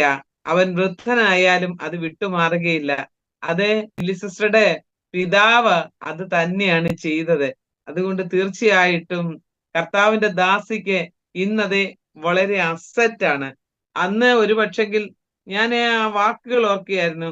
ദൈവത്തിന്റെ മുൻപിൽ കൈ നീട്ടിയാൽ മനുഷ്യന്റെ മുൻപിൽ കൈ നീട്ടേണ്ടി വരത്തില്ല. ദൈവത്തിന്റെ മുൻപിൽ തലകുനിച്ചാൽ മനുഷ്യന്റെ മുൻപിൽ തലകുനിക്കേണ്ടി വരത്തില്ല. കൈ തന്നിരിക്കുന്ന മറ്റുള്ളവർക്ക് ലെറ്റർ എഴുതാനല്ല, കർത്താവിനെ പാടി സ്തുതിക്കാനാണ്. ഞാൻ ഇതൊക്കെ ചിന്തിക്കുകയായിരുന്നു. എത്ര ഞാൻ പലപ്പോഴും എന്റെ മക്കളോടും പല കാര്യങ്ങൾ ഇങ്ങനെ പറയുമ്പോൾ അവര് പറയും, അയ്യോ എന്ന് ഈ ഗുണദോഷമേ ഉള്ളൂ, എന്ന് ഈ ഉപദേശമേ ഉള്ളൂ. പ്രിയപ്പെട്ടവരെ, ഇന്ന് രാത്രി വേളയെങ്കിൽ ഞാൻ പറയും, ഈ ഉപദേശം മക്കളെ, അപ്പന്റെ പ്രബോധനവും അമ്മയുടെ ഉപദേശവും മറക്കരുതേ എന്നാണ് മക്കളെ നോക്കി സദൃശവാക്യത്തിൽ പറഞ്ഞിരിക്കുന്നത്. അതുകൊണ്ട് ഈ സാക്ഷ്യം കേൾക്കുന്ന പ്രിയപ്പെട്ടവരോട് എനിക്ക് വളരെ വളരെ ആത്മാർത്ഥയോടെ പറയുവാൻ ഒരു കാര്യമുണ്ട്. നമ്മുടെ മക്കളെ നമ്മൾ ഈ ദിവസങ്ങളിൽ ദൈവകൃപയിലും പഥ്യോപദേശത്തിലും പോറ്റി പുലർത്തുവാൻ മറന്നു പോകരുത്. ഇന്ന് ഭൂമിയിൽ മക്കൾക്ക് ആവശ്യമുള്ളത് എല്ലാം കൊടുക്കും, അവര് ചോദിക്കുന്ന എല്ലാ കാര്യങ്ങളും അവർക്ക് കൊടുക്കും. പക്ഷെങ്കിൽ ദൈവത്തെ മാത്രം കൊടുക്കാൻ ഇന്ന് പല പേരൻസും മറന്നു പോകുകയാണ്. അതുകൊണ്ട് ഇന്നത്തെ ഈ അനുഗ്രഹീതമായ ഈ ലില്ലി വർഗീസ് സിസ്റ്ററുടെ സാക്ഷ്യം നിങ്ങളുടെ ജീവിതത്തിന് ഏറെ അനുഗ്രഹമായി മാറട്ടെ എന്ന് ഞാൻ ആഗ്രഹിക്കുകയും പ്രാർത്ഥിക്കുകയും ചെയ്യുക. ഞാൻ ഒരു പാട്ടിന്റെ 2 വരി ഈ തരുണത്തിൽ ഓർത്തു പോവുകയാണ്. എനിക്ക് വളരെ സന്തോഷം തോന്നിയത് കൊണ്ടാണ് ഞാൻ ആ പാട്ട് പാടുന്നത്. പിതാവിന്റെ സ്നേഹവും കർത്താവിന്റെ സ്നേഹവും രണ്ടും കൂടെ ഒരുമിച്ച് നിന്നത് കൊണ്ടാണ് ഒരു സ്നേഹിക്കുന്ന ഭർത്താവ് ലോകത്തു നിന്ന് മാറ്റപ്പെട്ടിട്ടും കർത്തദാസിക്ക് നിലനിൽക്കുവാൻ തക്കവണ്ണം ഇടയായത്. അതുകൊണ്ട് ആ പാട്ട് ഇങ്ങനെയാണ്. യേശുവിൻ സ്നേഹത്താൽ എന്നുള്ളം പൊങ്ങുന്നേ, യേശുവിൻ സ്നേഹത്താൽ എന്നുള്ളം പൊങ്ങുന്നേ, തൻ ദിവ്യമാധുര്യം ചിന്താതീതമത്രേ, തൻ ദിവ്യമാധുര്യം ചിന്താതീതമത്രേ. എത്ര ആഴമേ യേശുവിൻ സ്നേഹമേ, ആയാതിൻ ധ്യാനമെൻ ജീവിത ഭാഗ്യമേ, യേശുവിൻ സ്നേഹത്താൽ എന്നുള്ളം പൊങ്ങുന്നേ, തൻ ദിവ്യമാധുര്യം ചിന്താതീതമത്രേ, തൻ ദിവ്യമാധുര്യം ചിന്താതീതമത്രേ. ഹല്ലേലൂയ. മുഴുവൻ പാടുവാൻ ആശയുണ്ടെങ്കിലും ഞാൻ ഇന്ന് രാത്രികാലം ഈ സാക്ഷ്യം ഇവിടെ വൈൻഡപ്പ് ചെയ്യാൻ ആഗ്രഹിക്കുക. അതെ, നമുക്ക് ലഭിച്ച ആ ട്രെയിനിങ് ക്രിസ്തുവിന്റെ സ്നേഹത്തിൽ നിന്ന് ഒരിക്കലും നമ്മെ പിന്മാറ്റുവാൻ സാധിക്കുകയില്ല. കർത്താവിന്റെ ദാസിയുടെ ഹസ്ബൻഡ് മുന്നേറായിട്ട് പറഞ്ഞ ഓരോ വാക്കുകൾ തന്റെ ഫ്യൂണറൽ സർവീസിൽ പറയേണ്ട വാചകങ്ങൾ വരെ പറഞ്ഞു കൊടുത്തു എന്ന് പറഞ്ഞു കഴിഞ്ഞാൽ ഇതൊക്കെ നമുക്ക് അവിശ്വസനീയമായിട്ട് തോന്നും. എന്നാൽ ഞാൻ പറയട്ടെ, ഭക്തന്മാർക്ക് കർത്താവ് കൂടെ ഇരുന്ന് മുന്നമേ എല്ലാ കാര്യങ്ങളും വെളിപ്പെടുത്തും. അതുകൊണ്ട് തന്റെ ദാസി ഇപ്പോഴും തളരാതെ കർത്താവ് ഏൽപ്പിക്കപ്പെട്ട ആ വലിയ ശുശ്രൂഷയിൽ നിലനിൽക്കുകയാണ്. തന്റെ കുഞ്ഞുങ്ങളെയും ആ നിലയിൽ തന്നെ ദൈവകൃപയിൽ പോറ്റി പുലർത്തുവാൻ കർത്താവിന്റെ ദാസിക്ക് ദൈവം കൃപ കൊടുത്തു. കർത്താവിന്റെ ദാസി ഓർത്ത് എനിക്ക് വളരെ അഭിമാനമുണ്ട്. ഇന്ന് രാത്രി വേളയെങ്കിൽ കർത്തദാസിക്ക് വേണ്ടി ഒരു നിമിഷം പ്രാർത്ഥിക്കുവാൻ പോവുകയാണ്. കർത്താവേ, ഞങ്ങൾ അവിടുത്തെ പാദാന്തിക്ക് അടുത്ത് വരികയാണ്. ഞങ്ങൾക്ക് ഈ ലോക സ്ഥാപനം മുതൽ കർത്താവെ ഞങ്ങളെ വിളിച്ചു വേർതിരിച്ചു. ഈ ലോക സ്ഥാപനത്തിന് മുൻപേ ക്രിസ്തയേശുവിൽ ഞങ്ങളെ തിരഞ്ഞെടുത്തു. അങ്ങയുടെ സ്നേഹത്തിന്റെ ആഴം ഞങ്ങളുടെ ജീവിതത്തിന് മേൽ വെളിപ്പെടുത്തി. അതിന്റെ നീളവും വീതിയും അറിഞ്ഞവൻ ആരെ എന്ന് തിരുവചനത്തിൽ ഒരു ചോദ്യമുണ്ടല്ലോ. കർത്താവെ, അത് അനുഭവിച്ചറിയുവാന് അടിയങ്ങളെ കൃപ നൽകിയല്ലോ. കർത്താവെ, തികഞ്ഞ സ്നേഹത്തിൽ അച്ചടക്കത്തോടെ ഒരു പിതാവിന്റെ ആമേൻ ആ വളരെ സ്നേഹത്തിലും ആ പിതാവിന്റെ ഹല്ലേലൂയ അച്ചടക്കപരമാകുന്ന ആ ജീവിതത്തിലും ജീവിത ശൈലികളിലും ഭവനത്തിൽ വളരുവാൻ തന്റെ മകളെ ഇടയാക്കി. വളരെ ഞെരുക്കങ്ങളും പ്രയാസങ്ങളും ഒക്കെ ഉണ്ടായിരുന്ന കാലഘട്ടത്തിലും വഴിതെറ്റിപ്പോകാതെ ദൈവകൃപയിൽ നിൽപ്പാൻ ഇടയാക്കിയെങ്കിൽ കർത്താവേ, ഞങ്ങൾ കേട്ടല്ലോ, പഴയ പുസ്തകങ്ങൾ കയ്യിലെടുത്ത് മടുത്തിട്ട് പുതിയ പുസ്തകങ്ങൾ കണ്ടുമടുക്കുവാൻ ഇടയാക്കിയ ദൈവം. എത്ര എത്ര എത്ര കർത്താവെ സാക്ഷിച്ചാലും, എത്ര എത്ര നന്ദി പറഞ്ഞാലും മതിവരാത്ത നിലവാരത്തിൽ എന്റെ കർത്താവേ, മതിയെന്ന് പറയത്തക്ക നിലയിൽ ഞങ്ങളെ മാനിക്കുന്ന ഒരു ദൈവമുണ്ടെങ്കിൽ അത് സ്വർഗത്തിലെ പിതാവ് മാത്രമാണ്. ആകയാൽ അവിടുത്തെ ദാസിയെ അങ്ങയുടെ ബലമുള്ള കരങ്ങളിലേക്ക് സമ്പൂർണ്ണമായിട്ട് താഴ്ത്തി ഏൽപ്പിക്കട്ടെ. കർത്താവേ, തന്റെ കുഞ്ഞുങ്ങളെ രണ്ടുപേരെയും അനുഗ്രഹിക്കണമേ, മൂത്തമുള്ള കുടുംബത്തെ അനുഗ്രഹിക്കണമേ. താവേളെ മോളെ ഏൽപ്പിച്ചുകൊണ്ട് പ്രാർത്ഥിക്കുന്നു. അവളുടേതായ മുന്നോട്ടുള്ള വിദ്യാഭ്യാസത്തിൽ ദൈവകരം കൂടെ സഹായിക്കണമേ. താവെയൊക്കെ നല്ലൊരു ഭാവിയെ കൊടുത്ത് മാനിക്കണമേ. കർത്തദാസിയെ ആരോഗ്യത്തോടെ, ബലത്തോടെ, ധൈര്യത്തോടെ, ഉറപ്പോടെ പിന്നെയും അപ്പന്റെ നാമത്തിന്റെ മഹിമയ്ക്കായി ഉപയോഗിപ്പാൻ ഇടയാക്കേണ്ടതിനായിട്ട് പ്രാർത്ഥിക്കുന്നു. ഈ രാത്രി വേളയെങ്കിൽ കർത്തദാസിയെ പിതാവിന്റെയും പുത്രന്റെയും പരിശുദ്ധാത്മാവിന്റെയും നാമത്തിൽ അനുഗ്രഹിച്ചു പ്രാർത്ഥിക്കുക. അനുഗ്രഹിക്കപ്പെടുവാൻ സഹായിക്കും. കലവറ കൂടാതെ അനുഗ്രഹിക്കും. യേശു ക്രിസ്തുവിൻ വിലയേറിയ നാമത്തിൽ തന്നെ. ആമേൻ, ആമേൻ, ആമേൻ. God bless you all. മറാനാഥ.